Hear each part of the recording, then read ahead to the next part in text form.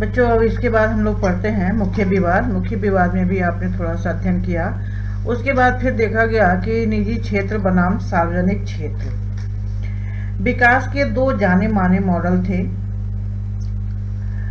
भारत ने उनमें से किसी एक को नहीं अपनाया। मतलब उस समय जो है दो मॉडल किसके हो सकते थे, एक रूस के और दूसरे अमेरिका के। लेकिन भारत ने उस समय किसी के भी मॉडल को नहीं अपनाया और पूंजीवादी मॉडल के विकास का काम पूर्णतया निजी क्षेत्र के भरोसे होता है। भारत ने यह रास्ता नहीं अपनाया कि विकास के लिए निजी क्षेत्रों के ऊपर सब कुछ छोड़ दिया जाए और उन्हीं के भरोसे बैठ जाया जाए। तो भारत ने यह रास्ता नहीं चुना। भारत ने विकास का समाजवादी मॉडल भी नहीं अपनाया। जो समाजवादी मॉडल किसका था? संयुक्त राज्य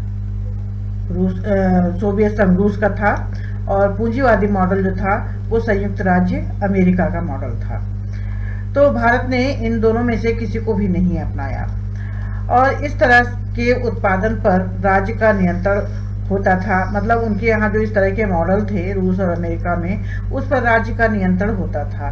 तो इन दोनों ही मॉडल की कुछ एक बातों को अगर ले लिया जाए और अपने देश में इन्हें मिले जुले रूप से लागू किया जाए तो इसी के कारण भारतीय अर्थव्यवस्था को मिश्रित अर्थव्यवस्था कहा गया। मतलब कुछ चीज़ें रूस के उससे ली गई, कुछ चीज़ें अमेरिका के उससे ली गई और उन दोनों को फिर मिला करके अपने भारतीय परिस्थितियों के अनुसार उन्हें बनाया गया, उस अर्थव्यवस्था को तैयार किया गया। इसे हम मिश्रित अर्थव्यवस्था के नाम से जानते हैं। मतलब वो ना रूस का था और ना ही अमेरिका का था। तो ये मिश्रित अर्थव्यवस्था में देखा गया कि बहुत सारी चीज़ों को रखा गया और बहुत सारी चीज़ों को रखने का मतलब ये था कि खेती, किसानी, व्यापार, उद्योग, इन सब का एक बड़ा भाग निजी क्षेत्रों के हाथों में रहा। राज्य ने अपने हाथों में भारी उद्योग रखा। मतलब छोटे छोटे जो चीज़ थे, खेती, किसानी, व्यापार, उद्योग, इसको सरकार ने क्या किया, निजी हाथों में दे दिया और बड़े बड़े उद्योग धंधों को उसने क्या किया, अपने हाथों में रखा।